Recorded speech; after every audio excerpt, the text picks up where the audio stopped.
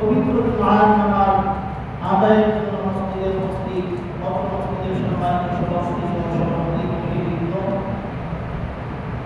উপস্থিত সৌরিয়ারা পর্দা বাংলাদেশ সম্মানিত মামুনেরা সকলকে হৃদয়ের গভীর থেকে ইসলামী অভিনন্দন। আসসালামু আলাইকুম ওয়া রাহমাতুল্লাহি ওয়া বারাকাতুহু। ওয়া আলাইকুম আসসালাম ওয়া রাহমাতুল্লাহি ওয়া বারাকাতুহু। মহান আল্লাহ রাব্বুল আলামিনের দরবারে অসংখ্য অগণিত শুকরিয়া, যে মহান রাব্বুল আলামিন আমাদেরকে ভালোবেসে খাবর করে জুমার নামাজ, যে নামাজটি গরীব মানুষদের জন্য ঈদের দিন,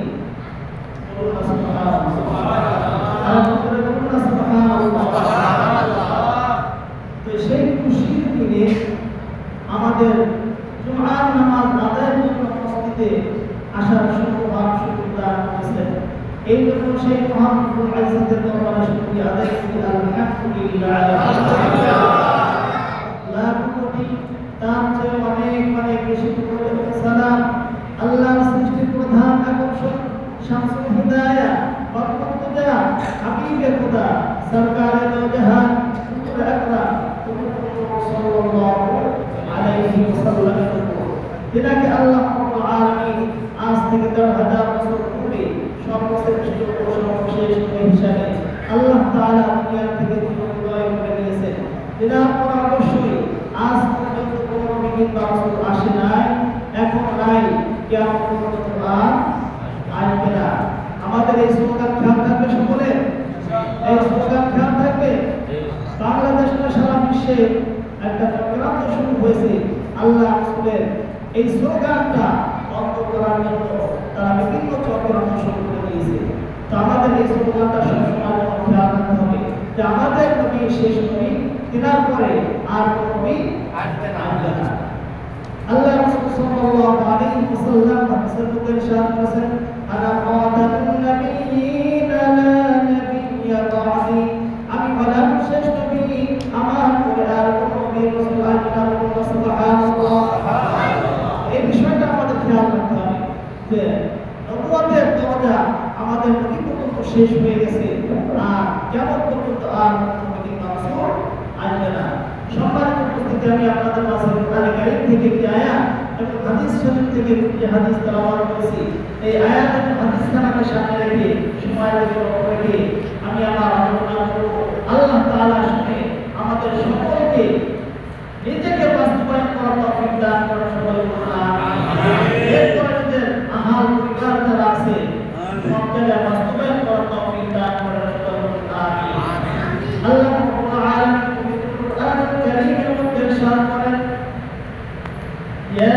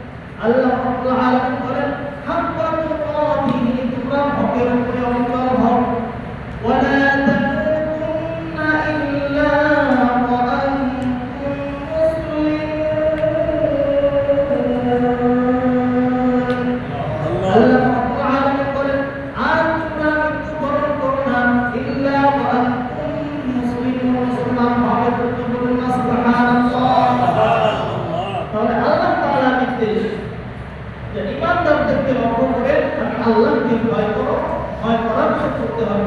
হাক্কা তুকাতিহি, তোমরা হকের উপরে সত্যের উপরে অচল হও, সত্যের উপরে জীবন যাপন করো, সত্যের উপরে পরিবারকে গঠন করো, সত্যের উপরে নিজেকে অচল করো। সুবহানাল্লাহ। এরপর আল্লাহ তাআলা বলেন, ওয়ালা তামুতুন্না, তোমরা মৃত্যুবরণ করবে না, তোমরা মৃত্যুবরণ করবে না ইল্লা ওয়া আনতুম মুসলিমুন, মুসলমান হওয়া। বলে মৃত্যুর হাত থেকে কোনো ব্যক্তি রেহাই পেয়েছে? না। বলে মৃত্যুর হাত থেকে কেউ রেহাই পাবে? না। কেউ রেহাই পাবে? না। দেখেন আমি আপনি কতটুকু ক্ষমতার মালিক, কত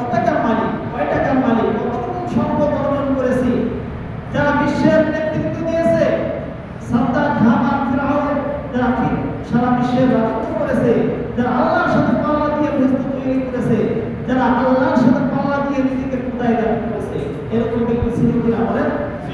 তাদের অস্তিত্ব আছে? তাদের অস্তিত্ব আছে? নাই। তাহলে আমাদের মতো মানুষের কোনো অস্তিত্ব থাকবে? আমাদের মতো মানুষের কোনো অস্তিত্ব থাকবে? আল্লাহ তাআলা বলেন, ওয়ালা তামুতুন্না, তোমরা মৃত্যু বরণ করো না, ইল্লা ওয়া আনতুম মুসলিমুন, মুসলমান হবে। এখন আমাদের মুসলমান হতে হলে আমাদের কাজ কি? আল্লাহ রাব্বুল আলামিন পবিত্র কোরআনে কালামুল্লাহ শরীফের মধ্যে বলেন, ইয়া আইয়ুহাল্লাযীনা আমানু ফিস সিলকি কাফা ওয়া লা তাত্তাবি'উ খুতুওয়াতিশ শাইতান ইন্নাহু লাকুম আদুউউন মুবিন। আল্লাহ রাব্বুল আলামিন বলেন, পরিপূর্ণ মুমিন মুসলমান হতে হলে তোমার ইসলামে পরিপূর্ণভাবে প্রবেশ করতে হবে, আংশিকভাবে প্রবেশ করলে চলবে না। পরিপূর্ণ মুসলমান হতে হলে ইসলামে পরিপূর্ণভাবে প্রবেশ করো। ইসলামে যখন পরিপূর্ণভাবে প্রবেশ করবে, ইসলামের বিধিবিধান যখন পালন করবে, তখন পরিপূর্ণ মুমিন মুসলমান হবে। সুবহানাল্লাহ। আল্লাহ সাল্লাল্লাহু আলাইহি ওয়াসাল্লাম হাদিসের মধ্যে ইরশাদ করেছেন, عن أبي هريرة رضي الله تعالى عنه قال قال رسول الله صلى الله عليه وسلم بني الإسلام على خمس شهادة أن لا إله إلا الله وأن محمدا عبده ورسوله وإقام الصلاة وإيتاء الزكاة والحج وصوم رمضان أو كما قال النبي عليه الصلاة والسلام. وذكر شكرا وقد أبو هريرة رضي الله تعالى عنه وتقول رسول الله صلى الله عليه وسلم ইসলামে প্রবেশ করতে হলে যদি কোনো ব্যক্তি দাবি করে মুসলমান, আমার ধর্ম ইসলাম, আমি ইসলামের উপর অটল আছি, তাহলে আমাদের দেখতে হবে ওই ব্যক্তির মধ্যে পাঁচটি গুণ আছে কিনা। কয়টি গুণ? আছে কিনা? এক নম্বর রাসূলুল্লাহ সাল্লাল্লাহু আলাইহি ওয়াসাল্লাম বলেন, লা ইলাহা ইল্লাল্লাহ ওয়া আন্না মুহাম্মাদার রাসূলুল্লাহ। এক নম্বর হলো এই কালিমা শরীফকে মুখে স্বীকার করতে হবে, অন্তরে বিশ্বাস করতে হবে, এবং এই কালিমা যত গুণাগুলো, যত বৈশিষ্ট্য, যত কার্যগুলি আছে, এই বিষয়গুলোকে মেনে নিয়ে আমল করতে হবে। সুবহানাল্লাহ। তখন ওই ব্যক্তি হবে ইমানদার, ওই ব্যক্তি হবে মুসলমান। সুবহানাল্লাহ। তাহলে আমরা মুসলমান হতে চাই কিনা? আমরা মুসলমান হতে চাই কিনা? আমরা মুমিন হতে চাই কিনা? কারা কারা চাই? হাত নারায়ে তাকবীর, আল্লাহু আকবার, নারায়ে সালাত, ইয়া রাসূলুল্লাহ। আল্লাহ তাআলা আমাদের সকলকে কবুল করুন, আমিন। আল্লাহ রাসূল সাল্লাল্লাহু আলাইহি ওয়াসাল্লাম বলেন, ওয়া ইকামিস সালাত, দুই নাম্বার হলো নামাজ কায়েম করতে হবে। যখন কোনো ব্যক্তি কালিমা শরীফকে মুখে স্বীকার করবে, অন্তরে বিশ্বাস করবে, আল্লাহ রাব্বুল আলামিন তখন ওই বান্দার উপরে নামাজ এবং ইসলামের বাকি চারটা স্তম্ভ আবশ্যক করে দেন। সুবহানাল্লাহ।